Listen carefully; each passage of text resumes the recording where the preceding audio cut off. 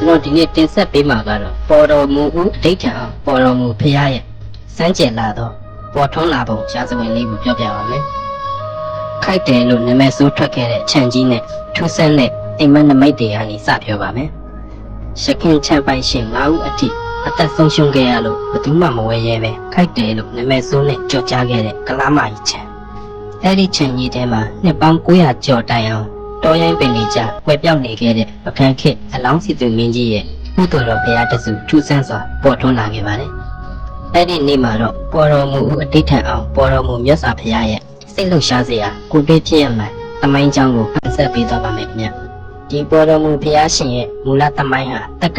ရာ462ခုနှစ်ပကံပြည့်ရှင်အလောင်းစီသူမင်းကြီးကိုယ်တိုင်တည်ထားကိုးကွယ်ခဲ့တာဖြစ်ပါတယ်။ဒါပေမဲ့ကာလရှည်ကြာလာတဲ့အခါမှာတော့ကြောကြီးမြန်မဲတွေကြားမှာစေရီပြက်လေးအဖြစ်ပျောက်ကွယ်နေခဲ့ပါတော့တယ်။ယခုဖယားတရားကဥခိမဦးနဲ့ဒါယိတမတော်ညွန့်ရင်တို့ကလည်းဒီချံကြီးကိုဝယ်ယူဖို့ကြံစီတဲ့အချိန်မှာတော့ဒီချံကြီးဟာခြုံတွေပိတ်ပေါင်းတွေနဲ့တော်ရိုင်းကြီးထနေခဲ့ပါလေ။ဖယားကြီးမုတ်ပေါက်တောင်ဘယ်ဘက်ကိုလှည့်ထားလို့လှည့်ထားမှမသိရပါဘူး။ဥခိမဦးကဖယားကိုဖူးမြော်ပြီးတဲ့နောက်ချံကိုဝယ်ယူလို့တဲ့စိတ်ဆန္ဒတွေပြင်းပြခဲ့ပေမဲ့အရင်ချမ်းပိုင်ရှင်၅ဦးစလုံးတည်ဆုံးခဲ့တာကိုသိနေတော့ငါလည်းတိမာလားဆိုပြီးအတော်လေးကိုကြောင်းရွံဝေခွင့်မရဖြစ်နေခဲ့ပါတော့တယ်။ဒါနဲ့ပဲရွှေဥမင်ကန်ဆရာတော်ဥကိလတိတ်ထိတန်တောင်းရောက်လျှောက်ထားခဲ့ပါတယ်။ရွှေဥမင်ကန်ဆရာတော်ဟာတမထိုင်ကြည့်ပြီးနောက်ဒီဘုရားမှာလှုပ်ဝက်ချက်တွေရှိရမယ်။မုတ်ပေါက်ကအရှိဘက်ကိုလှည့်တယ်။ဥဆောင်ဆောင်နေလည်းရှိတယ်။လက်ပင်ကြီးတွေကိုလည်းမခုတ်လဲနဲ့လို့မိန့်ကြားခဲ့ပါတယ်။ထူးခြားတာကအဲ့ဒီညမှာပဲဥခင်မောင်ဦးကထူးဆန်းတဲ့အိမ်မက်တစ်ခုကိုမှတ်ခဲ့ပါတယ်။ဝိဖြူစင်ကြယ်နဲ့ဘိုးတော်တအူးကလူကလေးဝဲသားဝဲလို့အမိန့်ရှိသွားခဲ့ပါတယ်။ဆရာတော်ကလည်းပါအန်နေမှာမပြည့်စေဖို့တာဝန်ယူပေးခဲ့တာကြောင့်1354ခုနှစ်တွင်တပေါင်းလဆန်း9ရက်နေ့မှာကလားမကြီးချံကိုဒါရိကဥခင်မောင်ဦးတို့ကရဲရဲဝံ့ဝံ့ဝယ်ယူခဲ့ပါတယ်ခင်ဗျာ။ချံဝယ်ယူပြီးနောက်မှာတပေါင်းလဆန်း12ရက်နေ့မှာတော်ရိုင်းပင်နဲ့တော်ရိုင်းပင်တွေခုတ်ထင်းရှင်းလင်းပြီးတဲ့အခါမှာတစ်ချံလုံးတပည့်ပန်းရလန့်နေငွေးကြိုင်လာပြီးပေါ်ထွက်လာတဲ့ပေါ်တော်ဦးအဋိဌံအောင်ပေါ်တော်မူမြတ်စွာဘုရားတပေါင်းလာတဲ့12ရက်နေ့မှာလူဒါရိကဥခိမောင်ကရွာလေကျောင်းဆရာတော်ဥတုနန္ဒကိုပင့်ဖိတ်ပြီးကတော်ပွဲတွေနဲ့ပူဇော်ကတော်ရိုင်းပင်တွေကိုစတင်ရှင်းလင်းခဲ့ပါတယ်။ဥသိမ့်ဥခွေးညိုကောင်းဆောင်တဲ့အဖွဲ့ကတော့ရှင်းလိုက်တဲ့အခါမှာညံတော်10တောင်ခန့်သာရှိတဲ့စေတီပြက်လေးတစ်စုထွက်ပေါ်လာခဲ့ပါတယ်။ခြံကြီးကိုရှင်းရကနေပေါ်ထွက်လာတာကြောင့်ဘုရားဖူးတွေကပေါ်တော်မူဘုရားလို့ပွဲတော်ပေးခဲ့ကြပါတယ်။ထူးခြားတဲ့ခြံထဲကကုန်းမြင့်ကြီးတစ်ခုကိုရှင်းဖို့ကြံနိုင်ရင်ပိုင်ရှင်တွေတူပြီးတူတည်ဆုံးခဲ့ပါတယ်။ဥက္ကမောင်ကဒီနေရာကိုအကြီးကဲတွေအတွက်နေရာအဖြစ်သတ်မှတ်ပေးပြီးကြော်ဝဲပေးလိုက်တဲ့အခါမှာတော့အချံလုံးစပယ်ပန်းရနံ့နေထူးဆန်းစွာငွေကြိုင်လာပါတော့တယ်။အဲဒီနေရာကိုစောမြရှင်တိုင်နန်းလို့အခုထိအမည်တွင်ခဲ့တာပါ